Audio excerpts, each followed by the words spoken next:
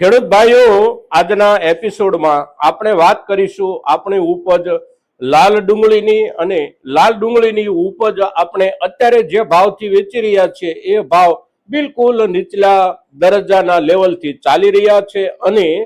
ભાવોમાં આવનારા સમયમાં એકંદર આપણે જોઈએ તો આપણી અત્યારની વપરાશ માટેની જે કાંઈ ડુંગળીની ક્વોલિટીઓ આવી રહી હોય એના ભાવોમાં બહુ મોટા સુધારાની સંભાવનાઓ ઓછી છે, કારણ કે આપણા મોટા ભાગના વિસ્તારોમાં હજી પણ પૂરતા પ્રમાણમાં ડુંગળીઓ આવી રહી છે. પણ આપણે પાછળના એપિસોડમાં જે ચર્ચા કરી હતી એ ચર્ચા એટલે મે મહિના દરમિયાન ચોમાસું અને ચોમાસા પછી ડુંગળી બિયારણ માટે વાવેતર હેતુથી જે ડુંગળીના દડાઓનો સંગ્રહ થતો હોય છે એ સંગ્રહની ખરીદીની શરૂઆત મે મહિનાથી થતી હોય છે. આખો મે મહિનો ખરીદી થતી હોય છે અને તેથી ડુંગળીના બજારમાં એક પ્રકારનો બદલાવ મે મહિના દરમિયાન અવશ્ય આવતો હોય છે. આ વર્ષે આ સમયગાળા દરમિયાન પણ આપણે જોયું કે આપણી ડુંગળી અને એમાં પણ સંગ્રહલાયક ડુંગળીના ભાવોમાં પણ કોઈ વિશેષ ફેરફાર હજી સુધીમાં નથી આવ્યો. ત્યારે હવે આગળના દિવસોમાં સ્થિતિ કેવી રહી શકે આ મુદ્દાની ચર્ચા સાથે સાથે જે કઈ સ્થિતિ રહેવાની સંભાવના શક્યતા હોય એની સાથે જોડાયેલા આપણા સ્થાનિક કારણો અને આંતરરાષ્ટ્રીય બજારમાં અત્યારે ડુંગળીના વેપારને લઈને ભાવોની સ્થિતિ કેવી છે, પુરવઠાની વર્તમાન સ્થિતિ કેવી છે અને આવનારા સમયમાં પુરવઠાની સ્થિતિઓ કેવી રહી શકે અને પુરવઠાની સ્થિતિના આધારે ભાવોમાં બદલાવની સંભાવનાઓ કેવી અને કેટલી, આ બધા જ મુદ્દાઓની ચર્ચા જ્યારે કરીએ છીએ ત્યારે આજના આપણા આ લાલ ડુંગળી સંબંધિત એપિસોડમાં આપ સૌ દર્શક મિત્રો અવશ્ય બન્યા રહેજો.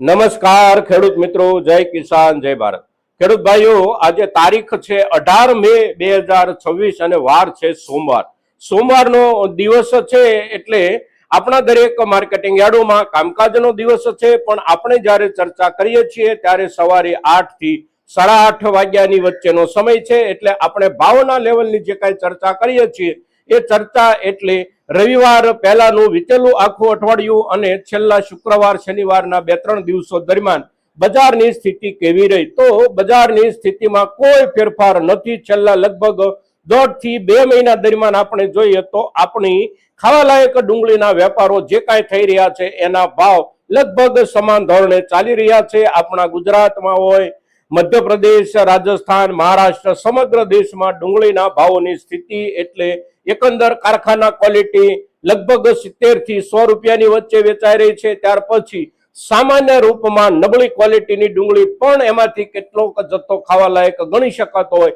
એવી ડુંગળી એટલે 100 રૂપિયાથી લઈ અને 125-150 રૂપિયા 20 કિલોનો ભાવ. થોડી ઠીક ડુંગળી હોય તો 150 રૂપિયાથી 175 રૂપિયા અને સારી ક્વોલિટીની ડુંગળી 200, 200, 250 રૂપિયા અને બેસ્ટ રેન્જમાં જે કાંઈ આવતી હોય એ ડુંગળી એટલે લગભગ 250 થી લઈ અને 300 રૂપિયા. સાથે સાથે સંગ્રહ માટેની ડુંગળીની ખરીદી થોડી ઘણી જે કાંઈ માર્કેટિંગ યાર્ડોમાંથી થઈ રહી હોય એ ખરીદીના ભાવોનું લેવલ એટલે લગભગ 300 રૂપિયાની આસપાસ. અને એ સિવાય આપણા ખેડૂતો પોતપોતાના ઘરેથી પોતાના કાયમ માટેના નિયમિત વેપારીઓ સાથે જે કાંઈ વેપારો કરતા હોય એના ભાવોના લેવલમાં અવશ્ય થોડા ઘણા ફેરફારો હોઈ શકે, સારો ભાવ મળતો હોઈ શકે, પણ એ ખેડૂતો અને એ વેપારીઓનો પોતપોતાનો અંગત વ્યવહાર હોય છે. માર્કેટિંગ યાર્ડોમાં એ પ્રકારની ડુંગળીઓ નથી આવતી. હવે અત્યારે આપણે સામાન્ય રૂપમાં જોઈએ તો પણ મે મહિના દરમિયાન આપણી ડુંગળી ખાસ કરીને સંગ્રહલાયક ડુંગળી જે કાંઈ હોય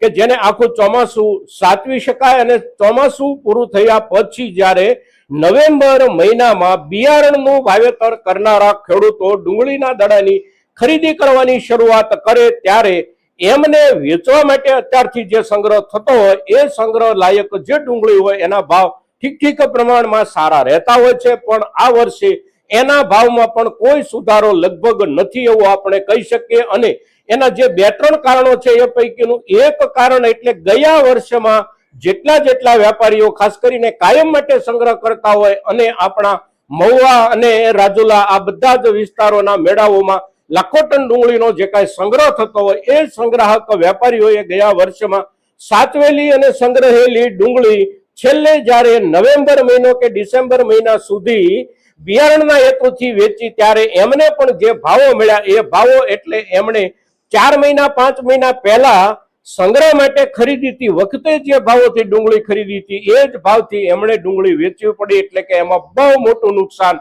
ઉઠાવવાનું આવ્યું હતું. એટલે આ વર્ષે આ બધા જ સંગ્રાહક વેપારીઓ બહુ ધીમી ખરીદી અને ઓછા પ્રમાણમાં ખરીદી કરી રહ્યા હોય એવું લાગી રહ્યું છે. બીજું, અત્યારના સમયગાળા દરમિયાન કાયમ માટે આપણા દેશમાં થોડી ડુંગળીની તંગી અવશ્ય ઊભી થતી હોય છે, કારણ કે ડુંગળીના વાવેતરમાંથી જે કાંઈ પાક તૈયાર થતો હોય એ પાક એટલે શિયાળુ સિઝનનો પાક હોય કે ઉનાળુ સિઝનનો પાક હોય, આ તમામ પાકની આવકો ધીમે ધીમે ઓછી થઈ જતી હોય છે અને નવી ડુંગળી નીકળવાની બિલકુલ બંધ થઈ જતી હોય છે મે મહિનો આવે એટલે એ સમયગાળા આસપાસ. પણ આ વર્ષમાં એવી સ્થિતિ નથી. અત્યારે પણ હજી ડુંગળીઓ ખેંચાઈ રહી છે, પૂરતા જથ્થામાં આવી રહી છે, એટલે આપણે ત્યાં કોઈ પણ માર્કેટમાં ડુંગળીના ભાવોમાં સુધારો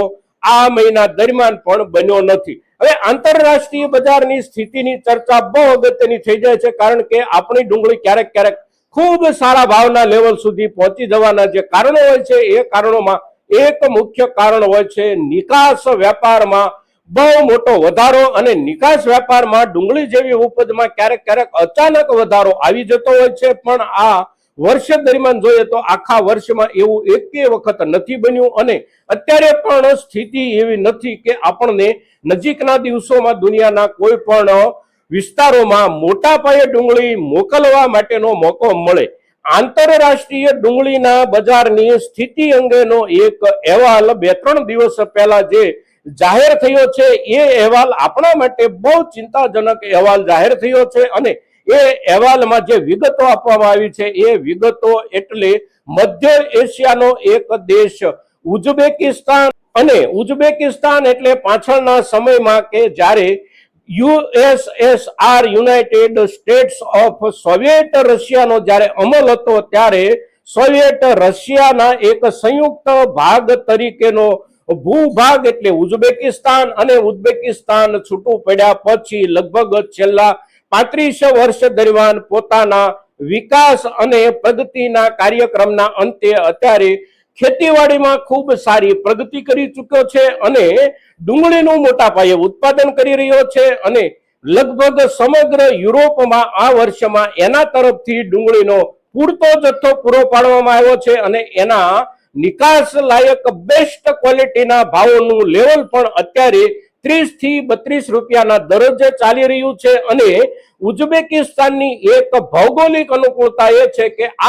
આખા યુરોપ સાથે એટલે કે યુરોપ ખંડનો એક પણ દેશ એવો નથી કે આ દેશની અંદર ઉઝબેકિસ્તાનથી કોઈ પણ ઉપજ મોકલવાની હોય તો દરિયાઈ માર્ગનો ઉપયોગ કરવો પડે. આખા યુરોપ સાથે જમીન માર્ગે જોડાયેલો ઉઝબેકિસ્તાન દેશ સાથે સાથે આપણા મધ્ય એશિયાના બાકીના જે કોઈ દેશો છે એટલે કે આપણા ખાડી દેશો કહીએ, આરબ દેશો કહીએ, આ બધા દેશોની સાથે પણ ઉઝબેકિસ્તાનનું સીધું જમીન માર્ગીય જોડાણ છે અને એવી જ રીતે મંગોલિયા કે ચાઇના સાથે પણ એનું જમીન જોડાણ છે, રશિયા સાથે પણ એનું જમીન જોડાણ છે. એટલે જમીન માર્ગે કોઈ પણ દેશમાં ઉઝબેકિસ્તાન પોતાની ઉપજ પહોંચાડી શકે છે અને જમીન માર્ગે પહોંચાડવામાં આવતી ઉપજો આવા જ્યારે પ્રસંગો બને એટલે કે યુદ્ધનો માહોલ જ્યારે હોય અને યુદ્ધના માહોલને લઈને મોટા ભાગના દરિયાઈ રસ્તાઓ જોખમી બની જાય ત્યારે જમીન માર્ગેથી થતા વેપારો વધારે સલામત બની જાય અને એ સલામત રસ્તા દ્વારા થતા વેપારો વધારે લાભદાયી સાબિત થતા હોય છે. અને આ સમયગાળા દરમિયાન ઉઝબેકિસ્તાન મોટા પાયે ડુંગળીનો પુરવઠો યુરોપના દેશોને પૂરો પાડી રહ્યું છે અને એના ભાવનું લેવલ એટલે આપણે કહ્યું તેમ બેસ્ટ કે પ્રીમિયમ પ્લસ ક્વોલિટી પણ 32, 33 કે 35 રૂપિયાના ભાવથી પહોંચાડી રહ્યું હોય ત્યારે આપણા દેશની ડુંગળી અહીંથી